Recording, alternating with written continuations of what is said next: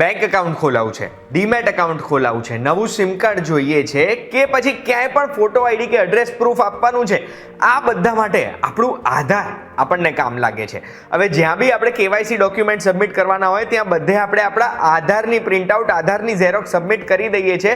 પણ આજકાલ આધારના સ્કેમ્સ જે વધી રહ્યા છે ને એનું કારણ જ આ છે કે આપણે આપણો આધારનો ડોક્યુમેન્ટ આખો આપી દઈએ છીએ ને એ ડોક્યુમેન્ટ એટલી સિક્યોરિટી સાથે નહીં સાચવવામાં આવે અને જો ખોટા વ્યક્તિના હાથમાં પહોંચી ગયો તો એ ડોક્યુમેન્ટને યુઝ કરીને આપણા નામે કેવાયસી કરાવીને ક્યાંય પણ ખાતું ખોલીને કોઈ પણ વ્યક્તિને સ્કેમ કરી શકે છે.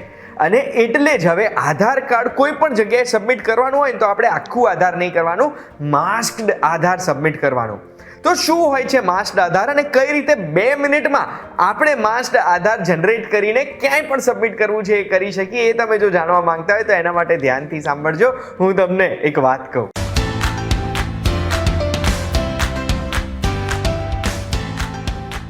એક વાત કહું, આપનું સ્વાગત છે. મારું નામ છે ગુંજ ઠક્કર અને આજે આપણે માસ્કડ આધાર કાર્ડ આપણું ડાઉનલોડ કરીએ ને એની પહેલા માસ્કડ આધાર કાર્ડ હોય શું? તો આપણો આધાર નંબર એક 12 ડિજિટનો નંબર છે. જે નંબર આજીવન એટલે આપણે જીવીશું ત્યાં સુધી આપણી બધી વસ્તુઓ એમાં સ્ટોર્ડ હશે.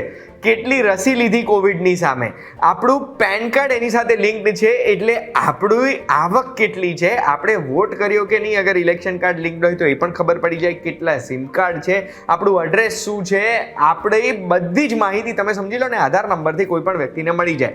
એ આધાર નંબર આપણે ખુલ્લેઆમ કેમ કોઈને આપીએ? ક્યાંય બી આધાર કાર્ડ આપવાનું છે તો આપણે માસ્કડ આધાર કાર્ડ આપવું જોઈએ. માસ્કડ આધાર કાર્ડ શું કરે છે? જે આપણો આધાર કાર્ડ છે એમાં 12 ડિજિટની જગ્યાએ પહેલા 8 ડિજિટમાં ફૂદડી કરી દે છે, ચોકડી આવી જાય છે. 8 ડિજિટ વંચાતા નથી, ફક્ત છેલ્લા 4 ડિજિટ વંચાય છે. એનાથી આપણા આધાર કાર્ડની સિક્યોરિટી જળવાયેલી રહે છે. હવે આ છે મારા એક ફ્રેન્ડ પ્રલયનાથ ગેંડા સ્વામીનું આધાર કાર્ડ. આમાં તમને 12 આંકડા દેખાય છે. આ આંકડા યુઝ કરીને તમે ક્યાંય પણ કેવાયસી કરી શકશો. પણ અગર જો આ માસ્કડ આધાર હોય, પહેલા 8 આંકડા નથી દેખાતા, તો પછી એની કેટલી બધી માહિતી છુપાઈ ગઈ. બસ આ જ કારણથી આપણે માસ્કડ આધાર કાર્ડ જનરેટ કરવાનું છે. આ જનરેટ કરવાની પ્રોસેસ બહુ જ સિમ્પલ છે. માસ્કડ આધાર કાર્ડ જનરેટ કરવા માટે તમારે તમારો ફોન જ હાથમાં લેવાનો છે. ફોનમાં ગૂગલમાં UIDAI સર્ચ કરવાનું છે. અગર સર્ચ નથી કર્યું તો સ્ક્રીન ઉપર દેખાય છે વેબસાઇટ ઉપર પણ તમે જઈ શકો છો. UIDAI એટલે આધારના પપ્પાની વેબસાઇટ છે, unique identification and development authority of India. આ વેબસાઇટમાં તમને છેક ઉપર UIDAI જો ગૂગલમાં દેખાય છે એના ઉપર ક્લિક કરશો.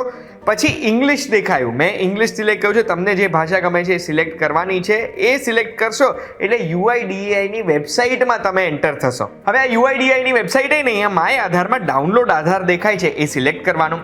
ડાઉનલોડ આધાર સિલેક્ટ કરશું એટલે નવી વિન્ડો ખુલશે. એ નવી વિન્ડોમાં લોગિન બતાવે છે. એના ઉપર આપણે લોગિન દબાઈશું ને એટલે પછી આપણને આપણી આધારની ડિટેલ્સથી ઓથેન્ટિકેટ કરવાનું આવશે. આપણું આધાર નંબર નાખીને લોગિન કરવાનું છે. આપણું આધાર નંબર એન્ટર કરવાનું, કેપ્ચા એન્ટર કરશું એટલે આપણા આધાર નંબર જોડે જે રજિસ્ટર્ડ ફોન નંબર હશે એ ફોન નંબરમાં એક OTP આવશે. એ OTP એન્ટર કરીને અંદર જઈશું એટલે અહીંયા ડાઉનલોડ આધારનું ઓપ્શન બતાવે છે. ડાઉનલોડ આધાર આપણે સિલેક્ટ કરીશું તો આપણને છેક ઉપર પૂછે છે કે માસ્કડ આધાર ડાઉનલોડ કરવું છે એટલે તમારે પહેલા 8 આંકડા ફૂદડી કરવા છે.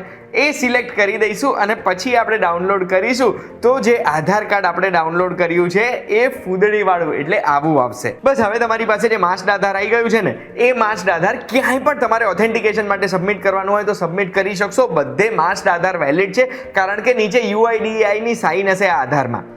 આશા રાખું છું આ વિડીયોની માહિતીથી તમને ખબર પડી ગઈ હશે કે આધાર કઈ રીતે સેવ કરવું. જાગ્યા ત્યારથી સવાર અત્યાર સુધી જ્યાં આધાર સબમિટ કર્યા છે એને ભૂલી જાઓ, પણ હવેથી માસ્કડ આધાર સબમિટ કરશો જેનાથી હવે ક્યારે ફ્યુચરમાં આધાર સ્કેમ તમારી સાથે ના થઈ શકે. આ વિડીયોની માહિતી બહુ જ જરૂરી છે, દરેક વ્યક્તિ સુધી પહોંચતી કરજો અને આવી જ માહિતી માટે એક વાત કહું, જોતા રહેજો. આપણે ફરી મળીશું.